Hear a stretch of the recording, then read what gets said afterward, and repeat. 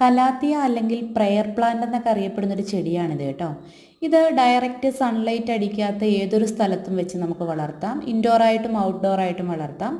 നല്ല ഭംഗിയുള്ള ലീഫുകളാണ് ഈ ചെടിയുടെ പ്രത്യേകത. ചെറിയ ചെറിയ പൂക്കളൊക്കെ ഉണ്ടാകാറുണ്ട്, എങ്കിലും പൂക്കൾക്ക് വലിയ പ്രാധാന്യമൊന്നും ഇല്ല കേട്ടോ. ഇത് നമ്മുടെ വാട്ടർ പ്ലാന്റായ പെന്നിവേർട്ടാണ് കേട്ടോ. വയ്ക്കുന്ന പാത്രം നിറഞ്ഞു വളരുക എന്നാണ് പെന്നിവേർട്ടിൻ്റെ ഒരു ഉദ്ദേശം.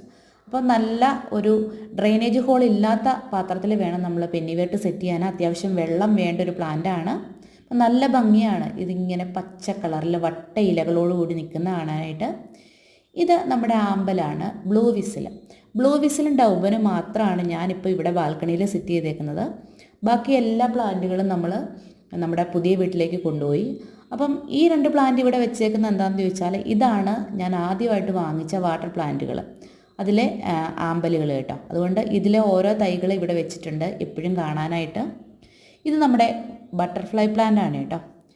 ഇതിനകത്ത് നിറച്ച് നല്ല മനോഹരമായ പിങ്ക് പൂക്കളും അതിൻ്റെ ഡാർക്ക് ലീഫുകളും ഒക്കെ കാണാൻ നല്ല ഭംഗിയാണ് കേട്ടോ. ചില സമയത്ത് ഇതിനിങ്ങനെ ഇലകളൊന്നും ഇല്ലാതെ നിൽക്കും, അപ്പോൾ ഓർക്കും ചെടി നശിച്ചു പോയെന്ന്. പക്ഷെ ഒരിക്കലും ഇല്ല, ഇതിൻ്റെ ചുവട്ടിൽ കിഴങ്ങുണ്ട്. ആ കിഴങ്ങിൽ നിന്ന് ഈ ചെടി പൊട്ടി പിന്നെയും മുളയ്ക്കുന്നതായിരിക്കും കേട്ടോ. ഇത് നമ്മൾ മലരിക്കൽ എന്ന സ്ഥലത്തൊക്കെ കാണുന്ന നമ്മുടെ ആമ്പലുണ്ടല്ലോ, അതായത് സീസണിൽ മാത്രം ഫ്ലവർ ചെയ്യുന്നൊരു ആമ്പൽ, ആ ആമ്പലിൻ്റെ തൈയാണിത് കേട്ടോ. ഇത് നമ്മൾ നമ്മുടെ ടെറസിലെ ഒരു വാട്ടർ ടാങ്കിൽ സെറ്റ് ചെയ്തേക്കുവാണ്. ഇതിൽ നിറച്ച് അസോളയായിരുന്നു. അതുകൊണ്ട് തന്നെ ഈ ആമ്പലിന് അങ്ങോട്ട് ശരിക്ക് വളരാനായിട്ട് പറ്റിയില്ലേ. അതുകൊണ്ട് ഞാൻ അസോളയെല്ലാം വാരിക്കളഞ്ഞിട്ട് ഇപ്പോൾ ആ ആമ്പലിനായിട്ട് ആ ഒരു ടാങ്ക് വിട്ടു കൊടുത്തു കേട്ടോ.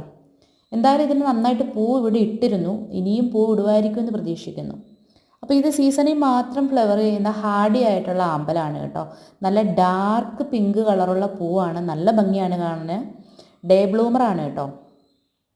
അപ്പം നമ്മുടെ ആമ്പൽ ഇനി പൂത്ത് കഴിയുമ്പോഴൊക്കെ നമ്മൾ വീഡിയോ ഇടുന്നതായിരിക്കും. അപ്പോൾ ഇത്രയും നാളും അസോളയ്ക്ക് ഇടയ്ക്ക് നിന്നുകൊണ്ട് ഇലകളൊക്കെ ചെറുതാണ്. ഇത് നമ്മുടെ മറ്റൊരു വാട്ടർ ടാങ്കാണ് കേട്ടോ. ഇതിൽ നിറച്ചും വാട്ടർ റോസും പായലും ഒക്കെയാണ്.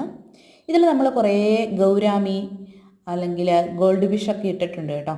അപ്പം ഗോൾഡ് ഫിഷിന് ഒരു പ്രത്യേകതയുണ്ട്. നമ്മൾ അക്വേറിയത്തിൽ ഇടുമ്പോഴത്തേന് ഗോൾഡ് ഫിഷിൻ്റെ നിറം ഇങ്ങനെ മങ്ങി മങ്ങി മഞ്ഞ കളറായി പോകും. ഡയറക്റ്റ് നമ്മൾ ഇതുപോലെയുള്ള ഒരു ടാങ്കിലൊക്കെ ഇടുവാണെങ്കിൽ ഗോൾഡ് ഫിഷിൻ്റെ നിറം നല്ല ഓറഞ്ച് കളറാണേ. ഇതിനകത്ത് ഇവന്മാരിപ്പോൾ അടിയിൽ, അതുകൊണ്ട് കാണാൻ പറ്റില്ല.